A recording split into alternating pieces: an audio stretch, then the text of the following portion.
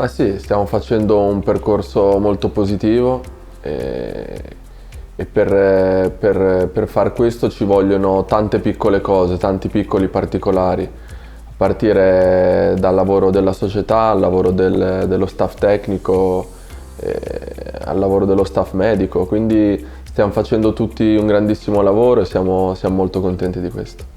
Dici qualcosa appunto su come Baroni ha lavorato su di voi proprio per entrare nella vostra testa. Sì, ma il calcio di oggi diciamo che si lavora molto sulla testa, quindi il mister lavora tanto su questo, ovviamente con tutte le cose tecniche e tattiche del campo, però il mister è proprio bravo in questo, nel lavorare nella nostra testa. Senti, vedendovi giocare si ha sempre l'impressione che voi abbiate una certezza assoluta di potervi prendere ogni partita contro qualunque avversario e che proprio cavalchiate un po' l'entusiasmo e l'istinto nel giocare. Vi divertite anche voi? Cioè, a guardarvi da fuori è un gran divertimento, però sembra che voi per primi vi divertiate. Beh, l'obiettivo è sempre quello di scendere in campo e divertirsi, perché se ti diverti vuol dire che fai le cose giuste e noi cerchiamo sempre di dare il 110% in campo, che è quello che ci chiede il mister, e lui dice che se mettiamo quell'umiltà, quella foga che serve per vincere le partite, diventa tutto più facile. Tu insieme a Guendouzi e Rovella assicurate alla squadra un mix di creatività e di solidità in mezzo al campo che insomma poi rappresenta il motore della squadra. Raccontaci come vi integrate e vi bilanciate così bene voi tre. Beh, ognuno di noi tre ha qualcosa di diverso e diciamo che siamo molto bilanciati. Io soprattutto quest'anno sono molto libero in campo, il mister mi lascia tanta libertà di stare largo, di venire dentro, quindi mi piace molto questa cosa e poi Guendo e Rove stanno facendo una stagione fantastica. Dove può arrivare questa Lazio? Bisogna porre dei limiti ai sogni oppure no? Ma noi i limiti non ce ne poniamo, noi siamo consapevoli di essere una squadra forte che può raggiungere grandi obiettivi, però il nostro obiettivo è sempre la partita che deve arrivare, quindi adesso pensiamo alla partita di sabato. Senti, alla tua famosissima esultanza da arciere che scocca una freccia d'amore ai tifosi, quest'anno hai aggiunto ogni tanto anche quella delle mani alle orecchie. Come mai e ci racconti cosa significano queste esultanze per te?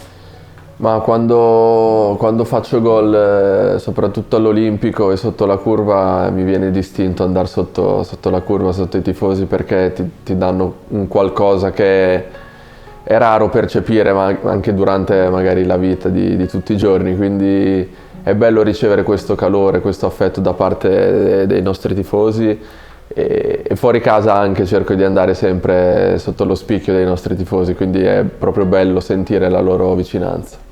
E ci spieghi perché l'arciere e perché le orecchie? No, le orecchie no, è un gesto che mi viene distinto. L'arciere è un'esultanza che è nata quando sono arrivato alla Lazio e mi piace, quindi la porto avanti. Senti, dopo la vittoria di domenica col Monza ti abbiamo visto fare il giro di campo con tuo figlio e portare anche lui sotto la curva a salutare i tifosi.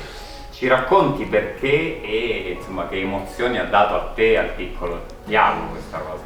Ma a Tiago piace molto giocare anche in casa per ora a calcio, quindi quando ho l'opportunità, magari come domenica che giochiamo il pomeriggio alle 3, mi fa sempre piacere portarlo e poi, visto che domenica abbiamo vinto, l'ho portato anche sotto la curva.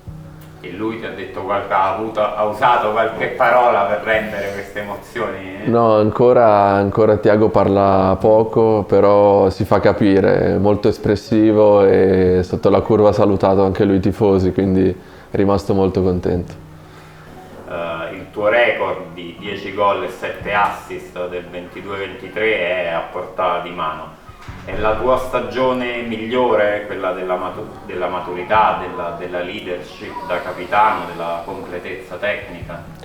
Beh, sicuramente sto facendo una bella stagione, però il mio obiettivo, come hai detto tu, è sempre quello di migliorarsi, quindi il mio obiettivo è migliorare i numeri e le prestazioni. Quali erano i tuoi sogni da bambino quando hai cominciato a tirare calcio a un pallone a Bellaria? Raccontaci un po' i tuoi inizi, quando ho letto che avevi come idolo tuo padre che giocava nei dilettanti e un certo Alex Del Piero di cui avevi il poster in camera. Beh, il mio sogno è sempre stato quello di giocare a calcio. Poi piano piano è sempre diventato più grande, mano a mano che vedevo l'obiettivo della Serie A è sempre diventato più grande e sono riuscito a realizzarlo. Adesso ho in testa tanti obiettivi, tanti sogni e quindi cercherò di realizzarli. Mi racconti però questa cosa appunto di avere un papà che era calciatore e al tempo stesso appunto un mito come Del Piero col poster in camera?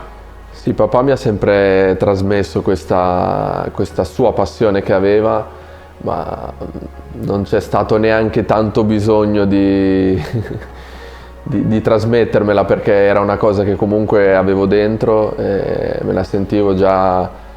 Appena compiuti 4 anni mi hanno dovuto scrivere alla scuola calcio perché in casa non mi tenevano più e rompevo le cornici delle foto, quindi era meglio che mi mandassero al campo e poi comunque sono nato sulla spiaggia e anche in spiaggia io mi divertivo col pallone sempre.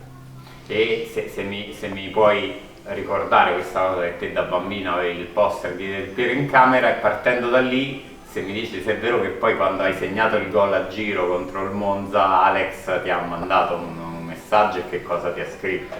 Sì, io sono sempre stato il mio idolo Alex, fin da piccolo ho sempre studiato il suo tiro, i suoi gol, le sue prestazioni. E sì, mi ha scritto dopo Monza, ci siamo sentiti spesso dopo anche il gol in nazionale, e quindi abbiamo un bel rapporto. Senti, tu hai fatto tanta gavetta tra Serie C e B prima di affermarti come una stella della Serie A. All'inizio ti dicevano che eri troppo gracilino per sfondare nel calcio. Se ti guardi indietro, cosa vedi nel tuo percorso, nella tua storia personale da calciatore, proprio partendo da questo inizio complicato e poi facendo tanta gavetta? Sì, diciamo che già da ragazzino avevo questo, tra virgolette, problema verso i 14-15 anni che mentre i miei compagni avevano già raggiunto lo sviluppo, io ancora dovevo formarmi fisicamente, quindi giocavo coi più grandi, però magari vedevo tanto la panchina e giocavo poco. Però la mia passione mi ha tenuto sempre lì sul pezzo e ho cercato sempre di fare le cose per bene e questo mi ha portato a essere dove sono oggi. Il muso del leone che hai tatuato sulla schiena è il simbolo un po' della tua forza indomabile che ti ha portato fino a questi livelli. La tigre. La tigre È una tigre, e sì, è il simbolo, è un animale che mi piace tanto e me lo sono tatuato appunto per questo. Ultima cosa, la nazionale è in arrivo, la sfida con la Germania a marzo e poi le qualificazioni mondiali. L'Italia ha un gran bisogno di tornare a vincere e convincere dopo la delusione degli europei dove tu avevi segnato un gol bellissimo. Quanto tieni a far parte del rilancio azzurro? Beh, far parte della nazionale è sempre un qualcosa di fantastico. Il mio obiettivo è sempre quello di essere nel gruppo, ovviamente rispettando le scelte del mister, però io lavoro ogni giorno per questo.